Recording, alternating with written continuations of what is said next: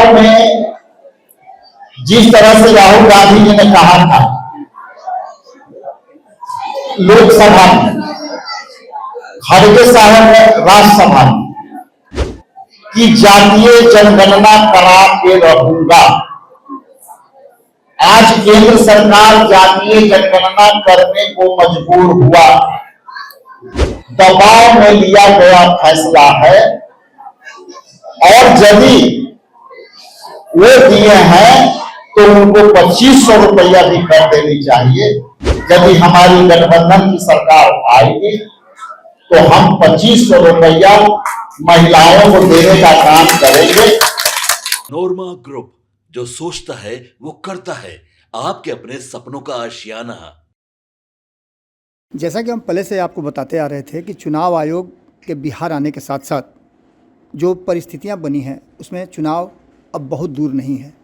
आपको सीधे समझ में आ जाना चाहिए कि चुनाव की जल्दबाजी में चुनाव आयोग है और पूरी तैयारी के साथ चुनाव आयोग की टीम आई है, जो 3-4 दिवसीय दौरे के बाद बिहार में अलग अलग ज़िलों में घूम करके बातचीत करेगी और वहाँ की अद्यतन स्थिति की जानकारी लेकर के चुनाव आयोग फैसला लेगा और जाकर के दिल्ली में ये फैसला किया जाएगा कि कब से चुनाव की प्रक्रिया शुरू की जाए, आचार संहिता कब लगेगी और चुनाव की तिथियाँ या कितने चरण में चुनाव कराए जाएंगे। लेकिन इससे पहले आपको बता दें कि हमने कई बार आपको खबरों के माध्यम से बताया है कि चुनाव आयोग के एक फैसले को लेकर के कहीं ना कहीं अब गतिरोध उत्पन्न हो गया है और उस पर जम करके हमला भी हो रहा है।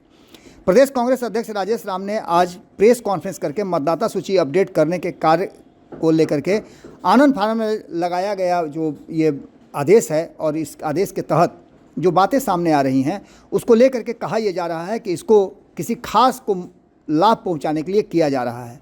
उन्होंने प्रेस कॉन्फ्रेंस बुलाकर कहा कि युवा, दलित, गरीब और अल्पसंख्यक के नाम वोटर लिस्ट से हटाने की साजिश रच रही है भारतीय जनता पार्टी और उसमें कहीं ना कहीं जो बातें सामने आ रही हैं उसको लेकर के कांग्रेस काफ़ी मुखर हो गई है।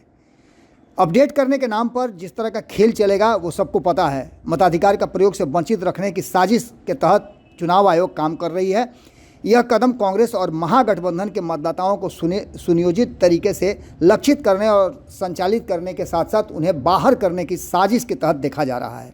आपको बता दें कि इस पूरी प्रक्रिया को लेकर के हालांकि आपको ये भी बताया था हमने कि चुनाव आयोग ने पहले भी सभी दल के नेताओं से बातचीत की थी और उनसे बातचीत के आधार पर ही फैसले लिए गए थे।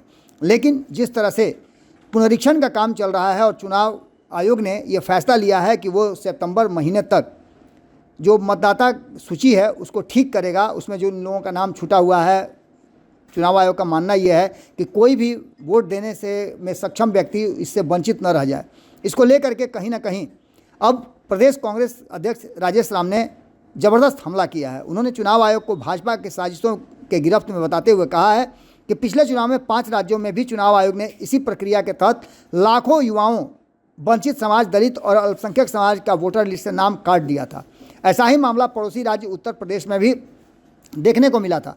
महाराष्ट्र का मामला तो हमारे शीर्ष नेता राहुल गांधी ने उजागर भी किया था और उचित फोरम में उसको कहा भी था। दूसरी ओर निकाय के उपचुनाव में ई वोटर पंजीकरण करने का कार्य संचालित किया जा रहा है, जिसमें घर बैठे वोट डालने की सुविधा दी जा रही है, जिससे 10% की बात करें तो 10% का लक्ष्य BLO को दिया जा रहा है। ऐसे में कहीं ना कहीं चुनाव आयोग का ये फैसला अमान्य है और इसको लेकर के कांग्रेस पार्टी ने प्रेस कॉन्फ्रेंस करके अपनी बात को रखी है। बात यहीं तक नहीं है, इसके अलावा भी कांग्रेस के प्रदेश अध्यक्ष राजेश राम ने देखिए क्या कुछ कहा है।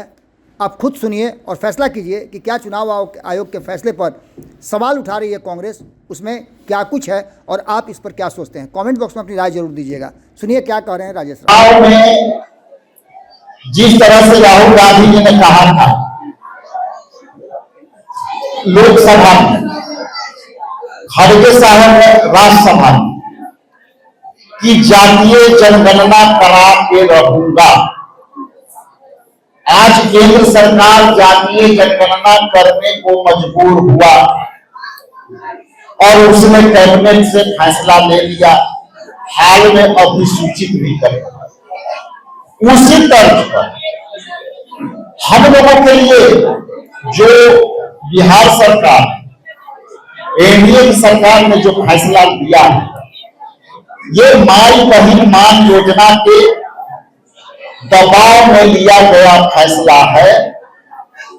और यदि वो दिए हैं तो उनको 2500 रुपया भी कर देनी चाहिए।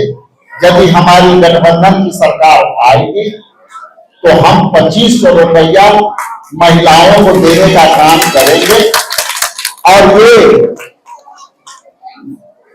दबाव जनहित में यदि हुआ है तो ये कांग्रेस पार्टी महागठबंधन के दबाव में जनता को आंशिक रूप से फायदा होगी और हम लोग इस तरह के एजेंडे पर काम करते रहेंगे।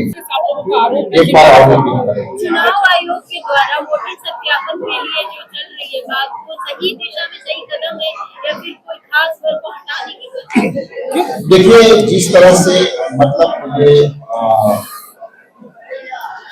उन्होंने जो योजना बनाई है और ये योजना एक नागरिकता को लेकर के सवाल खड़ा कर करके और चुनाव आयोग जो ढूंढने का प्रयास कर रहे हैं और जो ढूंढना चाह रहे हैं, किसी धर्म समूह के व्यक्ति को टारगेट कर करके ये किया जा रहा है। चुनाव आयोग को निष्पक्षता से काम करने की आवश्यकता है और जब भी महाराष्ट्र के मुद्दे को ले